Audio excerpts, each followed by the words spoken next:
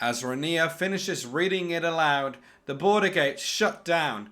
In the vicinity just before it closes, Rania sees that it's due to General Grafmann's orders that the gates are being closed. The magician's unit's trapped. Old Grunt's magical unit advances and uses all elements of magic against him. The Borant plains are put aflame again, thunderclouds brewing and striking lightning to the ground. Many students collapse and pass on the spot. Rania urges students to fall back as close as possible to the border gate.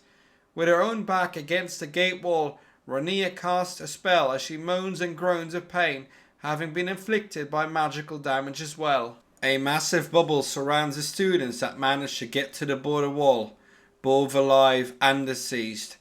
The light around the students' eyes turns bright white, and suddenly they appear on the other side of the border gate in safety. What the hell just happened? Jelani, Rania, others, are we okay?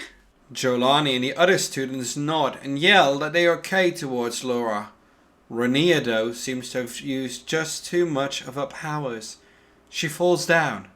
A magical student tries to use spells to heal her wounds, but they appear to be too grave. Rania barely can move any body part, but with a final physical flow of energy, she waves towards Laura and Jelani. In the meantime, Xaden has departed his unit after hearing and witnessing events from this side of the gate.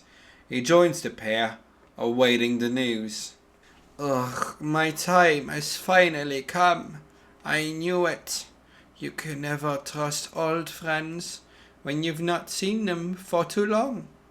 My students, you have become so powerful. After many centuries, my physical form will come to rest eternally. I want you to go to the city of Zomerhoven, just 30 minutes to the west from here. Mr. van den Berenstra will be there, awaiting the events happened here. Tell him what Grafmann did, that son of a bitch. And when you see his face again, smile as you kill him, and tell him I will wait for him in hell. Rania closes her eyes, and her body becomes bright, shining light. She sort of evaporates into thin air as small blue and green particles rise up into the air. A bracelet appears from it and floats towards the trio and echoes. Open up your hands.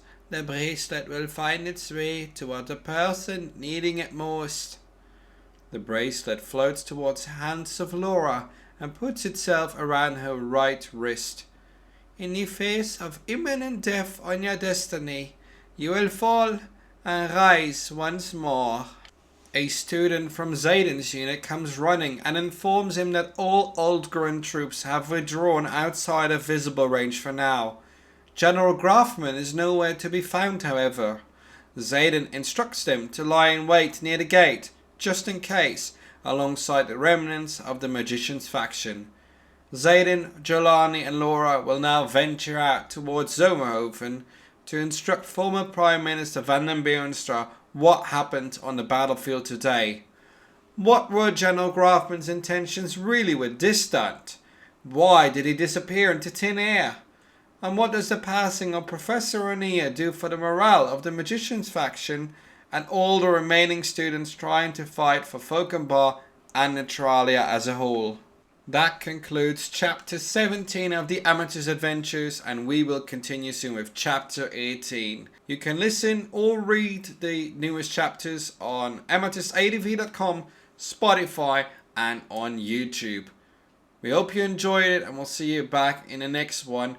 For now, make sure your pixels are plentiful, your adventures are prosperous, and see you back in the next chapter of the Amethyst Adventures.